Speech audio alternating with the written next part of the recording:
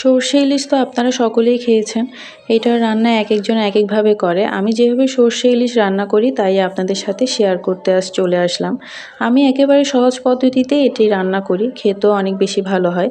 আমি ইলিশ মাছগুলো কেটে ভালোভাবে ধুয়ে নিয়েছি, তারপর সরিষার তেল গরম করে এতে কুচি করে রাখা পেঁয়াজ আর চিড়ে রাখা কাঁচামরিচ দিয়ে চুলার আঁচটা ছোট করে দিয়ে আমি কিছুক্ষণের জন্য ভেজে নেব।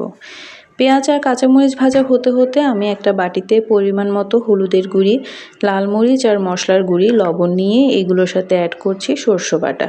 এখানে সাদা সরষেটা ব্যবহার করেছি আমি, আপনারা চাইলে কালো সরষে আর সাদা সরষে মিক্স করেও ব্যবহার করতে পারেন। মশলাপাতির সাথে সরষের পেস্ট আর সামান্য পানি দিয়ে ভালোভাবে মিক্স করে তেলে দিয়ে কিছুক্ষণ কষিয়ে নিব। কষানোর সময় খেয়াল রাখতে হবে যাতে তলা লেগে না যায়, তাই অনবরত মশলাগুলো নাড়তে হবে। সরষেগুলো আমি আগে ব্লেন্ডারে ব্লেন্ড করে ডিপে রেখে দিয়েছিলাম। সরষে ব্লেন্ড করার সময় আমি কাঁচামরিচ আর সামান্য লবণ মিক্স করে একসাথে ব্লেন্ড করেছি। মশলাপাতিগুলো কিছুক্ষণ কষানোর পরে ইলিশ মাছগুলো দিয়ে পরিমাণ মতো পানি দিয়ে নিয়েছি। আমি এখানে গরম পানি ব্যবহার করেছি, গরম পানি ব্যবহার করলে তরকারির টেস্টটা ভালো হয়। সবশেষে কয়েকটা কাঁচামরিচ চিড়ে দিয়েছি আর ধনেপাতা দিয়ে আমার মজাদার সর্ষে ইলিশ রান্না কমপ্লিট করলাম।